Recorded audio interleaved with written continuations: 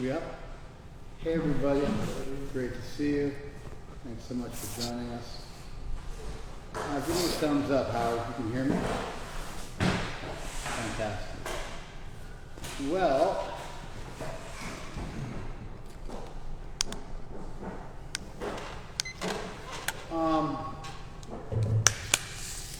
I had a couple verses I thought we would discuss today.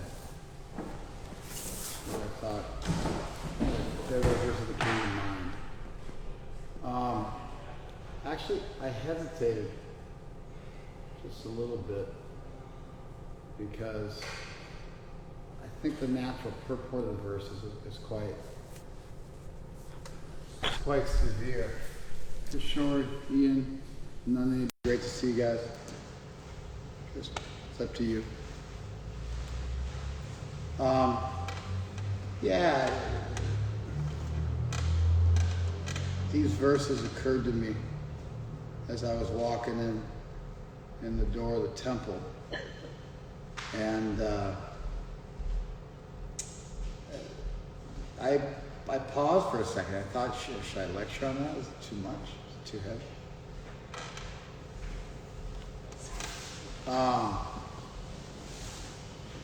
Which is rare. Usually I'm a bit of a contrarian, and so I'm excited if I can lecture about something which is challenging. It's like it's more meaningful for me if I can take something edgy, sort through it, and make sense out of it. But this one even gave me a little bit of pause. I don't think that the concept is particularly difficult to understand that we're going to be touching on. I do, however, think that the ramifications are quite severe of accepting this teaching. So it's not that I think the teaching is challenging in the sense of it's difficult to fathom, or it's abstruse, or it's particularly complex. I just think that the implications are severe and somewhat earth-shattering. You guys can let me know what you think. Well, let's go through it together. We're in the 11th chapter of the Gita. And I've actually got a couple of sections. So we'll see if I get to both of them. Arjuna has just witnessed Krishna become the form of the universe. So Arjuna had a desire to see Krishna in his universal form, in his gigantic form, in his all-encompassing form, as the soul of the universe. And Krishna granted Arjuna spiritual eyes so that he could have that vision. And then he proceeded to show him this stupendous and unfathomable, God as the soul of all reality. And it's like a rapturous moment, that you would get in a religious tradition. It becomes one of these miraculous moments that you get in a religious tradition. And it's for all intents and purposes, it's apocalyptic. It's dealing with, the end of existence. So Arjuna says to Krishna, Vigyatum ichchami bhavantam. Ichchami, I desire. Vigyatum, to know. I desire to know bhavantam, you. I desire to know you. Adyam, O primal being, O first of beings, O original being. I desire to know you. Vigyatum ichchami bhavantamadhyam. I desire to know you, O primal being.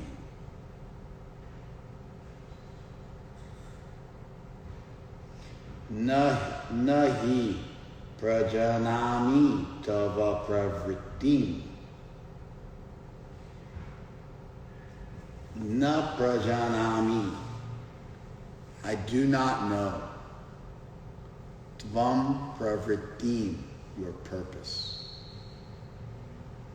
So Arjuna got what he asked for. He wanted to see God as the soul of the universe.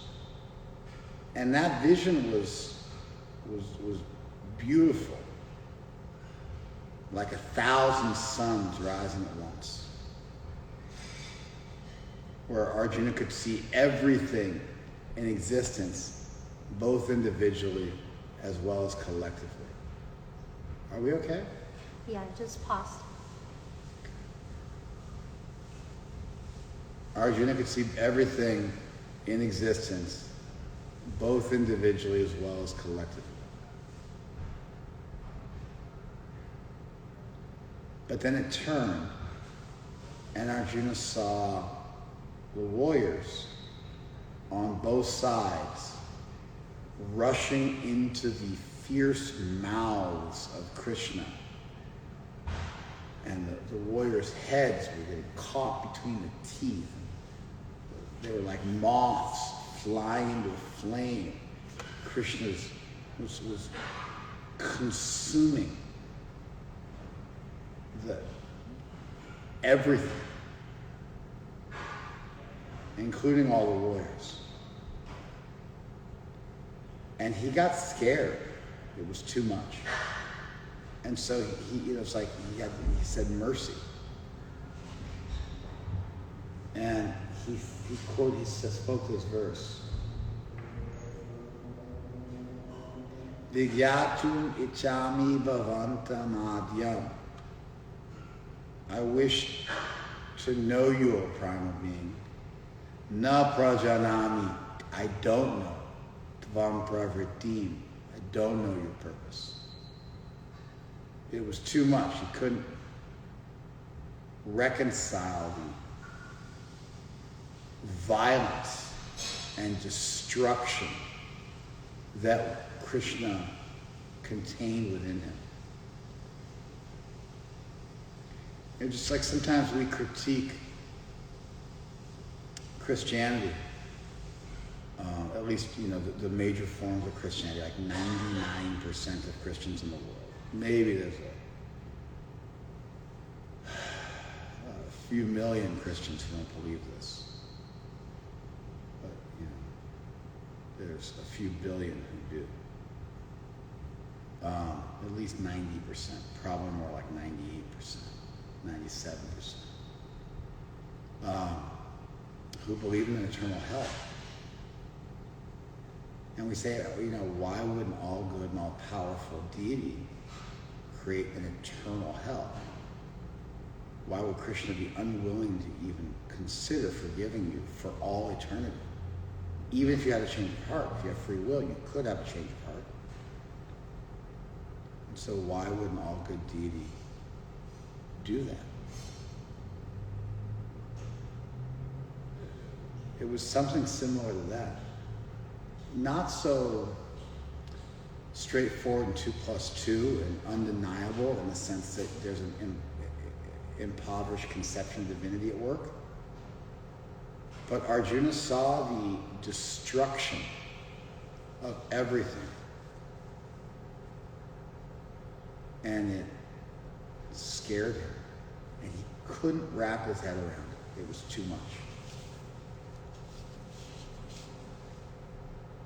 Sometimes we'll also critique various forms of spirituality. And, Muslims also get included in this critique. So now we're dealing with, the majority of the world's theistic population, close to 5 billion people, with the eternal hell, but also with the idea of only one lifetime. Because we know that some kids are born with a congenital heart defect, for example, And there's no chance they're going to live. Now, the fact that some kids are born without congenital heart defects means that God did not have to kill you, because the very fact that beings exist without such things indicates that it didn't have to happen that way. But then 2 twins are born, and one of them has a heart defect that is terminal. That means they will die within months. And the other one doesn't. And so why does God choose, if you've only got one lifetime, therefore you couldn't have done anything to deserve it, why does God choose to make one person suffer and the other one not? Sometimes we'll critique traditions that don't believe in reincarnation and karma, who aren't willing to hold a small child as responsible for what happens to it. And we say that, that would mean that God could not possibly be all good. God would have to be a monster in order to allow one child to suffer unnecessarily while allowing another one not to arbitrarily. Imagine if a parent said, yeah, I damned one of my children to die. I didn't have to because I'm all powerful, but I did. And the other one I saved. And there was no good reason for that distinction. And sometimes there's this idea, it's a mysterium tremendum. It's a great mystery. But, a great mystery about the fundamental workings of the world and a great incompatibility of believing in an all-good God with the fundamental workings of the world is a pretty serious problem. So we'll critique traditions for an eternal hell. And, of course, our response is, no, you did do something. It was in a previous lifetime. And so reincarnation covers that. As a theoretical approach to spirituality, reincarnation is more coherent and accounts for that glaring deficiency in most traditional forms of spirituality that have just one form, the most popular, I guess we'll say. Most traditional is the wrong word, but the most popular form of spirituality. We'll critique that glaring deficiency and such a conception of divinity, and point out this could not possibly be an all-good God. So, but this isn't that. This is just Arjuna saw the totality of destruction and suffering that was guaranteed for everyone in this world. And he could just not understand. He couldn't wrap his head around it. It was just too much.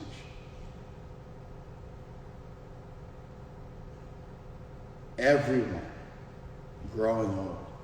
Everyone dying. Everyone living lives of quiet desperation. Everyone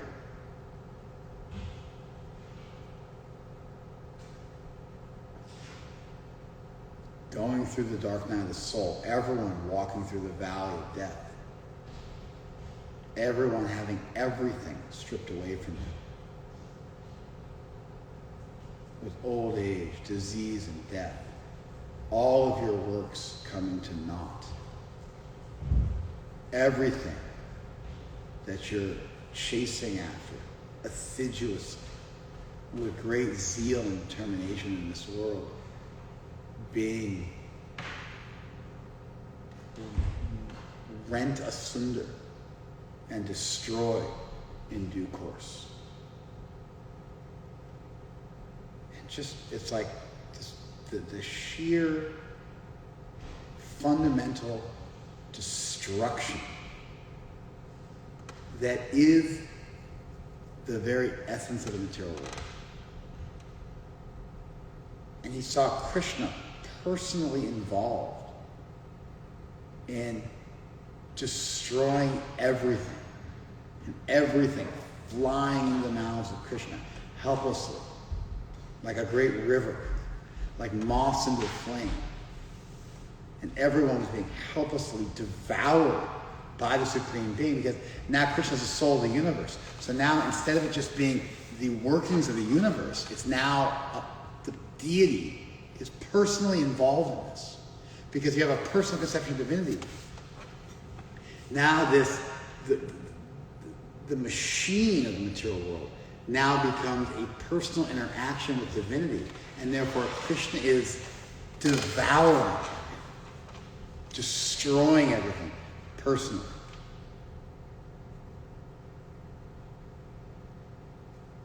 You feeling this, Mason?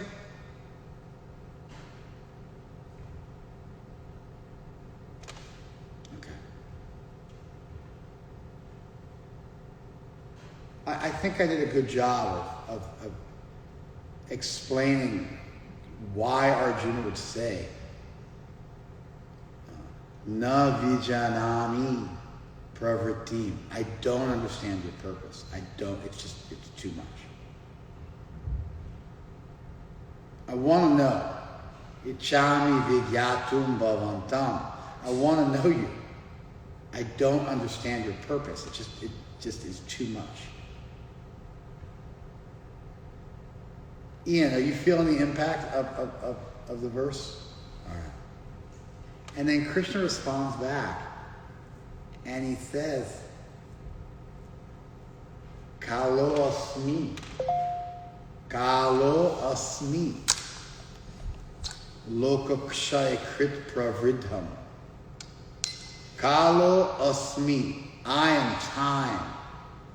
Lokakshay krit pravridha. Pravridha means the mighty. The mighty what?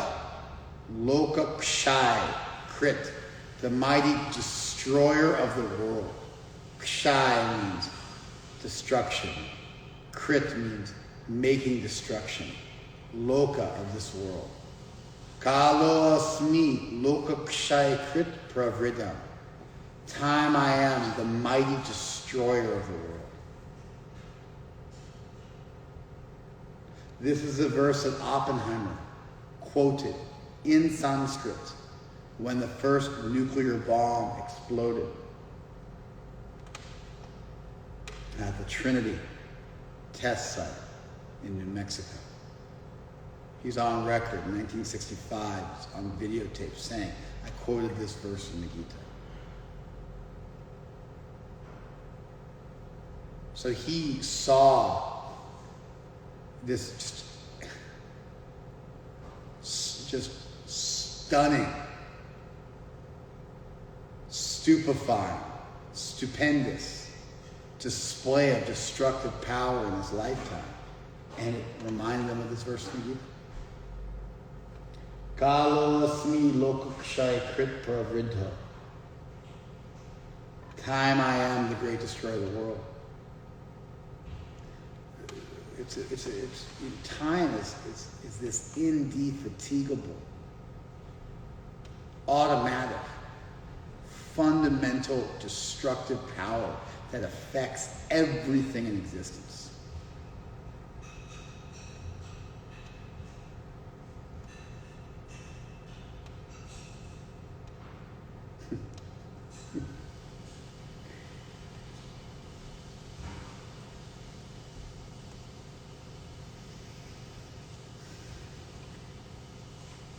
In philosophy, you sometimes you think about, are there things that exist beyond time?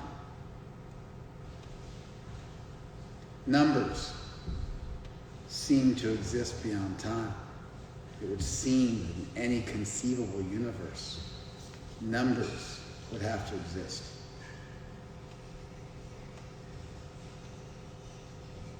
Sometimes philosophers will argue for ethics that exist beyond time. Certainly the concept of God is a concept beyond time. Such as strong and weak nuclear force, electromagnetism, and gravity are considered to exist beyond time. They are the fundamental laws of all reality. Fundamental particles, such as bosons and neutrinos, exist beyond time. They're the fundamental particles of reality, the fundamental forces of reality. And then sometimes that extends to more abstract concepts like numbers and even abstract concepts like ethics.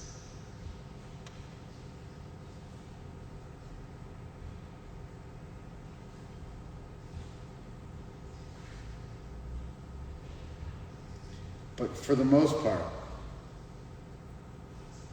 time is this fierce, awesome, devastating, infinitely powerful force that consumes and destroys and churns and rips apart everything in due course,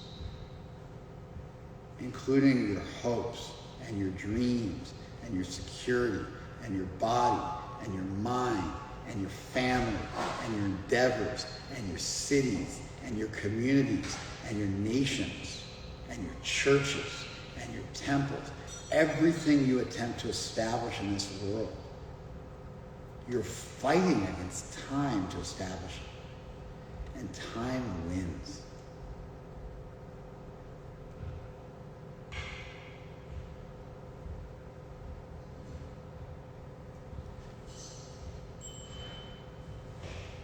I am time, the great destroyer of the world. Loka samahartum iha pravrittaha.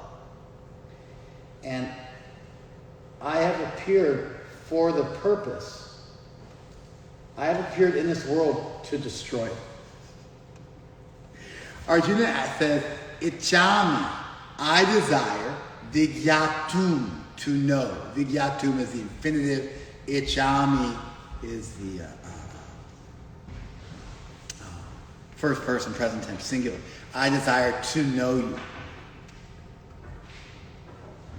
And he says, I don't understand pravritim, your purpose. And Krishna says, pravritta iha, my purpose in this world is loka samahartum, is to destroy it. Time I am the great destroyer of the world, and I have appeared in this world, and my mission is to destroy it. And really, when you consider time and you personify time, and now time is not just a force, but it's a person.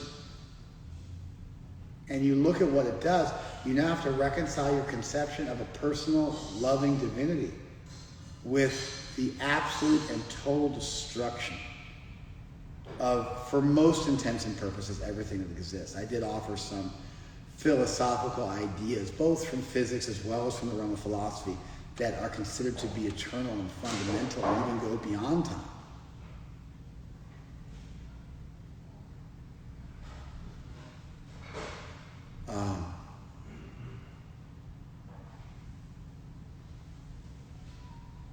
The different dimensions of reality and standard string theory also take you beyond time. When you get into like 10 dimensions, time becomes the fourth dimension, and you can go beyond that.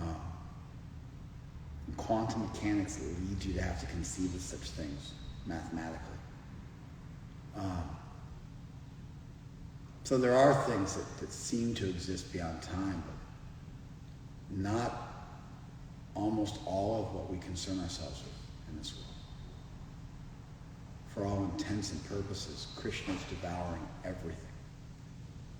There's this feature of the world that destroys every sandcastle you try to build. Your family, your children, your body, your mind, your community. Everything you attempt to establish and secure gets ripped apart in due course by time. And so Arjuna's like, it's too much. I'm seeing this and it's disturbing me and I don't know what to do with it. I want to know you. Ichami vigyatum bhavantam adyam. I want to know your pravritti. Na prajanami. I don't know pravritti, your purpose. And Arjuna says, my purpose is to destroy the world. I'm time, the great devourer of everything. Rite api tvam na bhavishante sarve ye avastita pratyanikeshu yodaha. Except for you, all the warriors on both sides of the battlefield will cease to exist. except for you, or without you doing anything. Without your involvement, everyone's going to die. And except for you, everyone's going to die. You can read it both ways. Rite tvam means without you. So either it's without you in the sense of your involvement or your participation, or it's without you or except for you. Rite could also mean except for you. Everyone else is going to die. And both those things happen. Everybody but Arjuna and a couple of his cohorts was killed in this massive, totalitarian, destructive war. And Krishna also makes the point that even if Arjuna didn't fight, it was all still going to happen anyway. And then Krishna gives his next verse. He says, Tasmatvam utishta. So get up. Therefore, get up. This is in the imperative. Therefore, get up. Tasmat, therefore. Tasmatvam utishta. Therefore, you get up. Yasho labhasva. Gain fame. Bhunkte rajam samridham. Enjoy a flourishing kingdom. Maevaite niyatam sapurvameva. I've already destroyed them. I've already destroyed everyone. Maya eva ete. I've already destroyed all of them. Nihita sapur. I've already previously destroyed everyone. There's Krishna saying he's the cause of the destruction of the world. And Arjuna, it's not Arjuna's thing. Krishna's actually killing everybody. Nimitta macham. Only an instrument. Bhava savya sachin. Only be an instrument, Arjuna. Savya sachi means. Savya sachi means ambidextrous. Arjuna was an ambidextrous archer. He could shoot arrows with equal dexterity from either hand holding the bow, either hand pulling the string. And so, Savya Sachi. So, it's a nod to Arjuna's prowess and why he was chosen by Krishna to be his instrument. But nonetheless, Krishna's saying, you're not killing anybody. You're just going to be my instrument. I personally, Maya, by me, they've all been killed. Nita, Sapurvam, they've all been killed by me previously.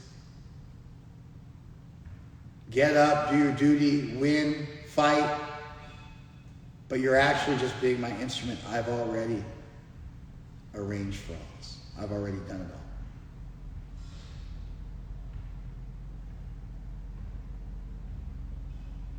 It's a heavy concept to sit with. That Krishna is personally destroying the world. Krishna, everything that happens is actually Krishna doing.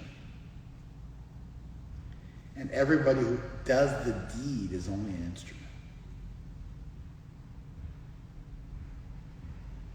That means whatever horrible thing is being done to you, it's Krishna. And the person doing the crime against you is just Krishna's instrument.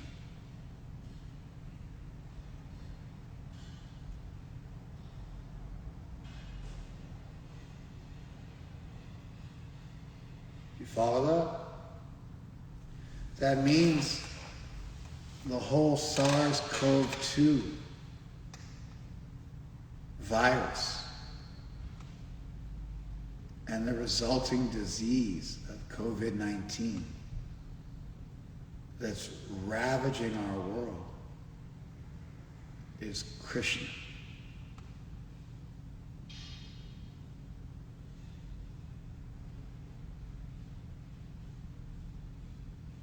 That also means that if you suffered some horrible abuse in your life, that was Krishna.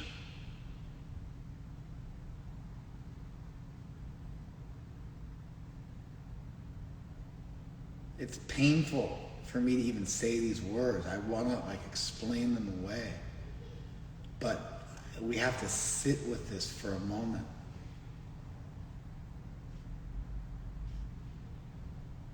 we can offer an explanation so that Krishna does not become evil, which I don't believe in eternal hell can be conducted, can be explained away like that. I don't think that a one lifetime conception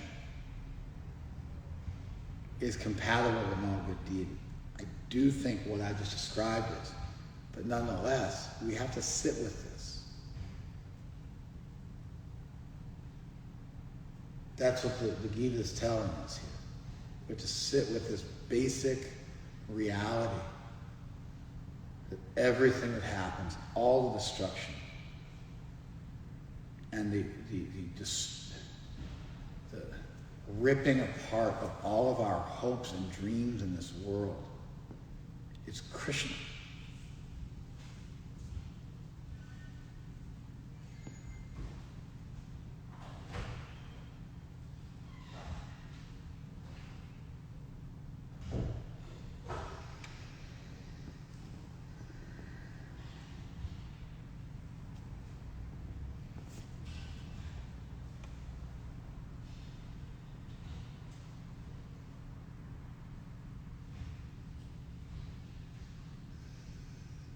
Okay. So, I already gave on the front end some explanation. I don't know, I seeded with a little bit of foreshadowing the explanation, how to reconcile this, but I'm just going to go through it again. If you jump off a building and you break your legs, that was Krishna breaking your legs because he set up the laws of gravity. But you were the genesis because you have free will. And so God's not omnipotent to such an extent that you don't have free will. And God set up a system of fairness within the world where if you want to turn away from him, you get to go it on your own. But you don't get to go it on your own and do anything. There's still a set of rules in place that govern you because our fundamental nature is that we are dependent on Krishna at every moment. So even in our running away like the prodigal son in the biblical parable, we're still dependent on Krishna. And so for those people who want to go it on their own and be free from God, he sets up a fair universe where you get what you deserve. It doesn't compromise your free will, doesn't force you to turn towards divinity, but it also gives you the best shot at being able to realize your fundamental nature as being dependent on things above you, and does give you your best shot at learning your lessons and gives you some upward mobility, the potential for upward mobility. It creates some natural upward mobility if you become receptive to it without force feeding it to you. And so a universe with fairness and justice, in a universe without any justice or fairness, two things would happen. Number one is we would become gods that could compromise the freedom of other people, and we'd live in a chaotic world. And God would truly abandon us, which wouldn't be fair. And so for Krishna to continue to exert some authority such that we can't hurt each other is actually what a benign deity would do. It's the same thing we do in this country, in the Constitution, when we give you the right to pursue happiness, but we don't give you the right to take away the life and liberty of others. You have the right to pursue happiness, but not when your pursuit of happiness takes away the life and liberty of others. And these rules of governance in our country were designed. I mean, they follow an earlier text called The Rights of Man, which itself followed the Republic of Plato. And so there's a multi-thousand-year history in Western culture of trying to figure out what are the natural laws that a government should follow. And the natural laws a government should follow are the natural laws of the Lord, of God. All men were endowed by their Creator with certain inalienable rights as an obvious overture to the deity, and that our system of government in this country is meant to reflect that. So Krishna allows us to pursue happiness, but not compromise the life and liberty of others. And how does he do that? Through karma, where everything you do causes you to have a reaction.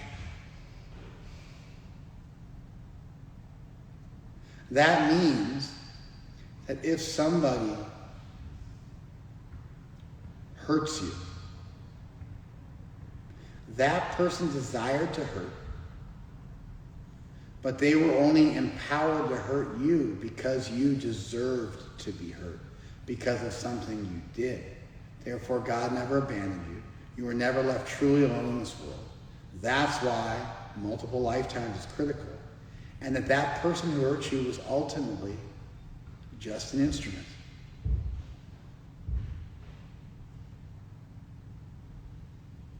They were ultimately just an instrument. Amazingly, at the end of the Gita, this chapter, just a few verses later at the end of the chapter, Krishna says to Arjuna, Na Veda Yagya Adhyanai Na Danai. Na Veda, not by studying the Vedas. Na Yagya, not by doing sacrifice, Yagya. Na Adhyanai, not by studying, like Swadhyaya, like studying scripture. Na Danai, not by charity. Na Chakriya, not by religious observances. Na Tapovi, Ugrai, not by powerful austerities. Not by austerities, not by charity, not by study, not by scriptural recital, not by various religious observances, not by sacrifices. Eva rupam shakyaham nriloke. Are you able, as one able to in this world, drashtum tvad, is able to see me in this world, as you have?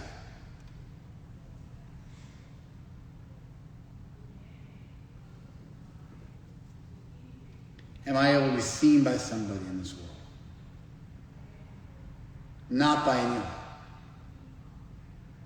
Because the vision that Arjuna experienced, where Krishna was the soul of the universe, and I'm going to try and piece these two sections together. So if you're still reeling from the first one, we're now moving on to the second one. Before I think we fully finished resolving the first one. We're moving on to the second section, which actually adds a force multiplier. It increases the level of complexity of the verses, because we've jumped ahead 10 verses. And Krishna says, not by scripture, not by reciting scripture, not by studying, not by charity, not by austerity, not by religious observances, not by sacrifice, are you able to know me? Are you able to see me? In this form, as the soul of the universe, personally involved in the life and destruction of everything.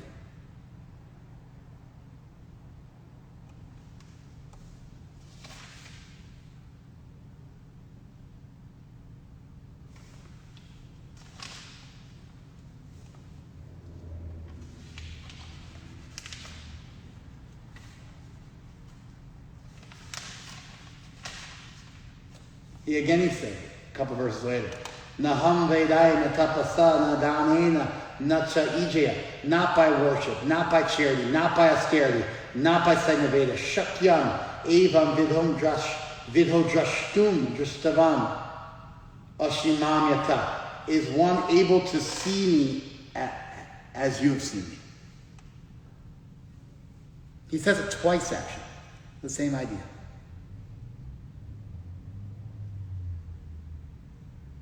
So how can we see Krishna personally involved?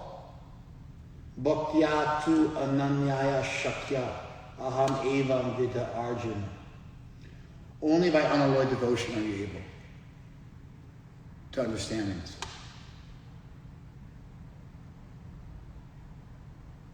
Or are you able to gyatum, to know me, drashtum, to see me, chatatvena, in truth, fully in this way?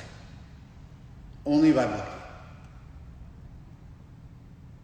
Praveshtum tatvena, and you're able to enter into understanding me and seeing me in truth. And then there's this beautiful verse he finishes out the chapter with, which is what I wanted to get to. Matkarma krit, do everything for me. Do all your life's works for me. Matparam, consider me the highest object in this world. Madbhakta, be my devotee. Sangha Varja, to give up bad association.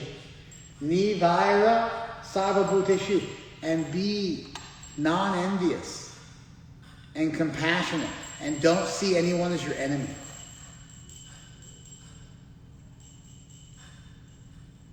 Yasamaneti Pandava, and you'll come to me.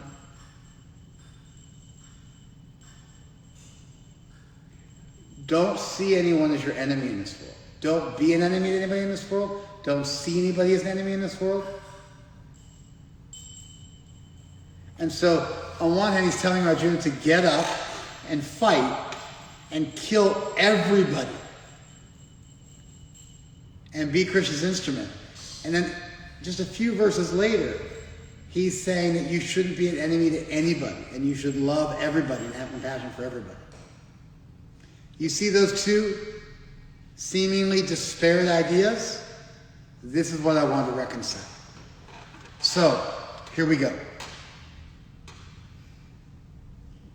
Ultimately, a theistic view of the world with a personal deity requires you to be able to fathom and wrap your head around the idea that the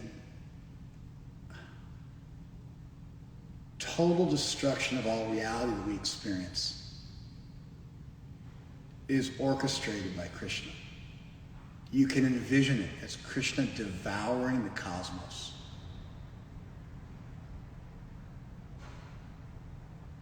The dying stars, the planetary destruction is ultimately Krishna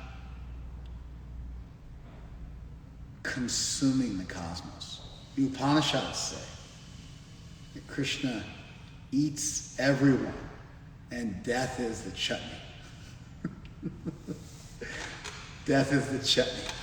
Upashecha, that he sprinkles on all the brahmanas and kshatriyas and all the different social orders as he consumes the world.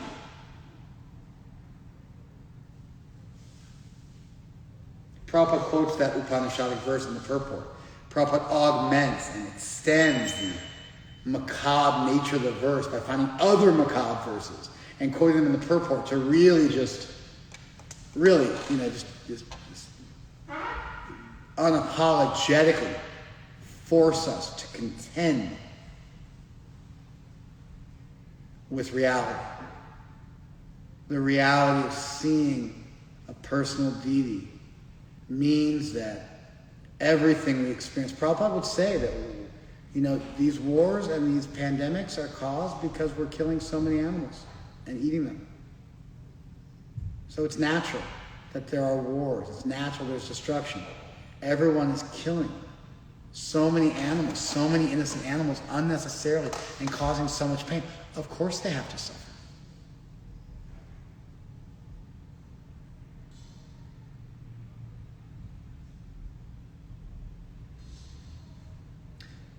One time Prabhupada said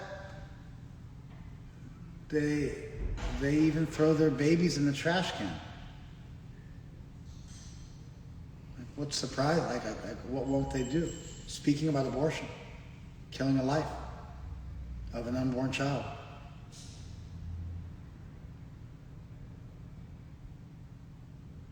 We kill 50 billion animals, 50 billion land animals a year.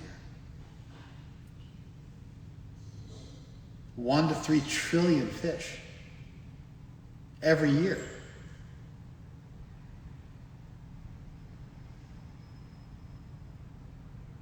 Prabhupada, as a devotee, a lifetime devotee, he saw the destruction. He lived through World War I and World War II, and the India-Pakistan War. He was around for both the world wars as an adult. He lived through both world wars as a young adult and then as a father.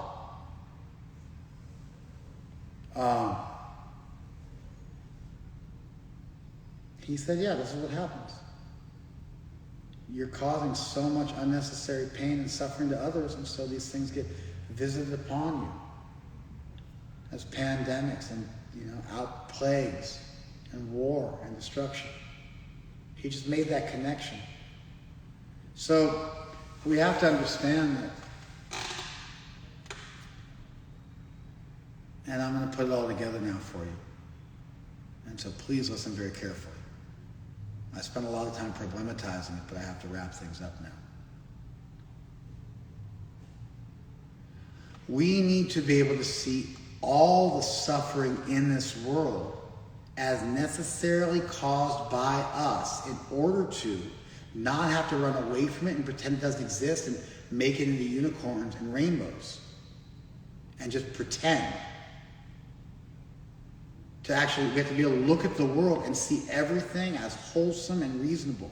And that means that death, disease, destruction have to be reconciled with an all-good, all-powerful deity. What that looks like is that Krishna gives us free will, but doesn't cut us loose so we can harm each other. We're allowed to live out our fantasies, but whenever we want to commit violence or commit a crime, someone who deserves that to be done to them is chosen as the victim. Therefore, the animals that are killed deserve to be killed. But that doesn't free us from the karma of killing them. Your abuser kills you, or your abuser hurts you, and your karma gets equalized, and they create new karma, and the whole thing churns and churns and churns. And everybody gets the reaction for what they do. And the best you can do is stop creating reactions for yourself and live in accordance with the will of the Lord and not be an enemy to anybody. And just do your duty in this world, which may sometimes include violence to protect the innocent and so on and so forth. And you live in a world where everything is still destroyed, everything is still consumed. So much suffering is still there, but you're able to see how it's all just. And it all makes sense, and it's all reconcilable with a loving deity. And you yourself can also live in that world and also be loving and not be envious or hurtful of anybody. And that vision of the universe that reconciles everything, that resolves everything, that leaves no stone unturned, where everything harmonically converges together, that vision is beyond your ability to fathom because you are a small soul. And therefore, it's not by studying the Vedas, not by reciting scripture, not by charity. It's just by devotion, because through that devotion, you open yourself up to Krishna, revealing something to you that's revelatory, that's beyond your normal capacity to understand. That Krishna's omnipotence and his omnibenevolence acts in your life, and you're able to have a vision of the world that goes beyond what you could ever reconcile or see on your own. You're able to see through the eyes of the deity, and you're able to witness something. Something is revealed to you, and you're transformed by that revelation. And you can live in this world and be loving and at the same time be peaceful. Not be numb and callous, but actually reconcile it all. Every bit of abuse, every bit of trauma, every bit of torture, every bit of violence, every bit of destruction gets accounted for with an all-good, all-powerful deity. And you can make sense of it.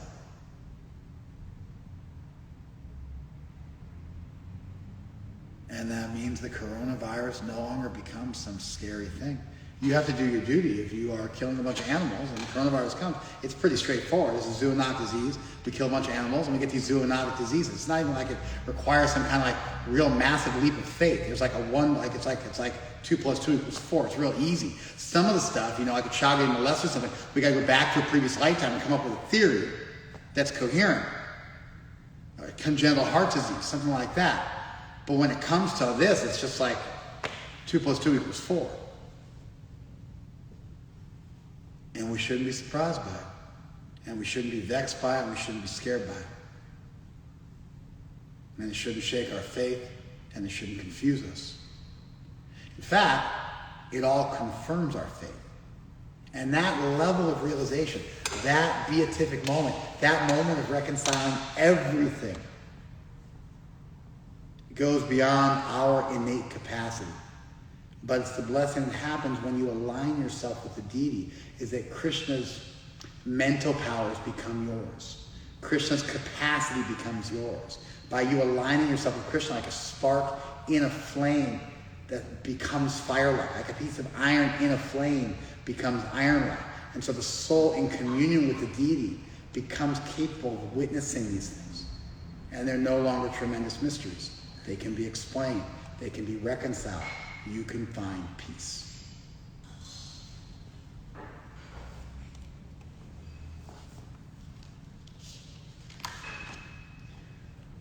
Okay.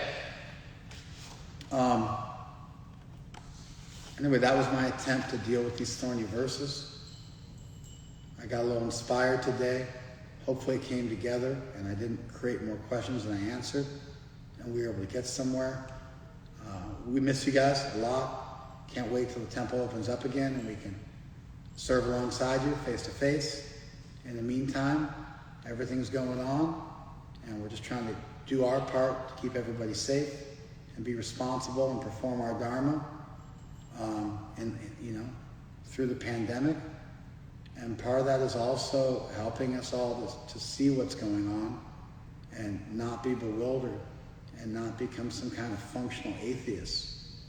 We're devotees, and that means we have to deal with these big ideas, and we have to fathom them and understand them and digest them and then be able to share them with others and bring some light to the world and bring some sense to the world and bring some reconciliation to the people in our communities.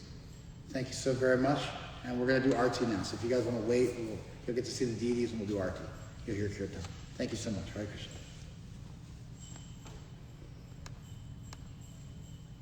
Did we turn these off?